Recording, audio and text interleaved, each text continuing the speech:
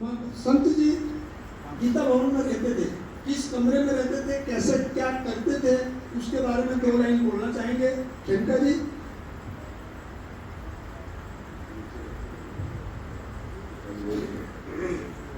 इतनी दिव्य कथा हो रही महाराज जी के मुखारबिंद से आप सब श्रवण कर रहे हैं।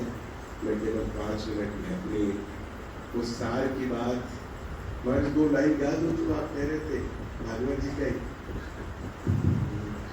अरे जाके संग कर समाधि लगावे ओ ब्रह्मा ढूंढे पर पार न पावे। जिनकी शंकर जी समाधि लगाते हैं, ब्रह्मा जी जिनको ढूंढ रहे हैं तब पार नहीं पा रहे हैं, कौन है वो? ब्रज में करता वो मांगे चोरी,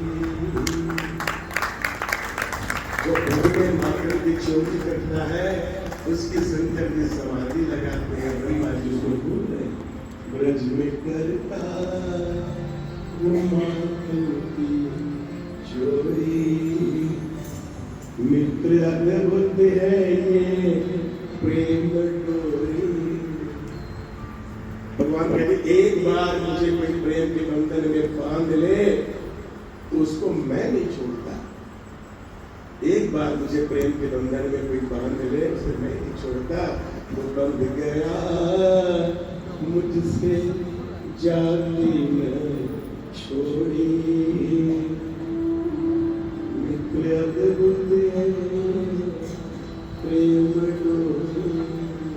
भागवत जी के सूत्र छोटा सा 2 लाइन में, बाकी बहुत बड़ा वचन है ये।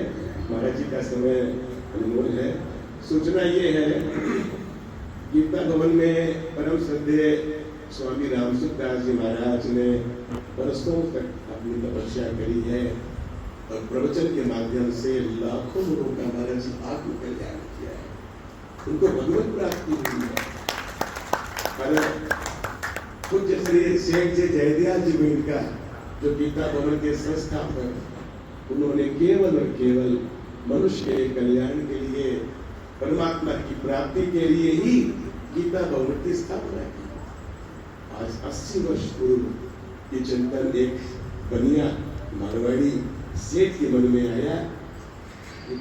एक और महत्वपूर्ण सूचना, श्रद्धेय स्वामी जी के विशेष परिकर, उनके अनुयायी, उनके कृपा पात्र, उनके विचारों और भावों को आत्मसात करने वाले तथा उनके भावों विचारों को संकलन करके पुस्तक के रूप में प्रकट करने वाले पूज्य श्री राजेंद्र धवन जी आज शाम को गीता भवन पधार रहे हैं। प्रयास हो रहा है कि श्रद्धेय स्वामी जी के जितने परिकर हैं, उनके अनुयायी हैं, यहाँ पधारे और स्वामी जी के भावों को, विचारों को हमें पूरा हमसे लाभ प्राप्त हो।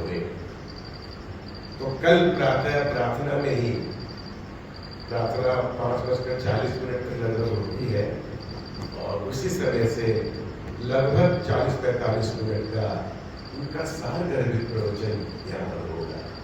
21 तारीख, 22 तारीख, 23 तारीख। आप सब ध्यान से सुनिए। पूज्य श्री राजेंद्र धवन जी का प्रवचन प्रार्थना के बाद उसी समय से लगभग 45 मिनट का, 50 मिनट का इसी मंच पे 21 तारीख, 22 तारीख और 23 तारीख 3 दिवसीय कार्यक्रम है।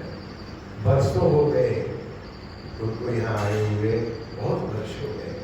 उन्होंने हमारी प्रार्थना स्वीकार की। हालांकि उनकी आयु है, थोड़ा स्वास्थ्य का भी इनका विषय है, लेकिन उन्होंने प्रार्थना स्वीकार करके वो यहाँ आश्रम पधार रहे हैं।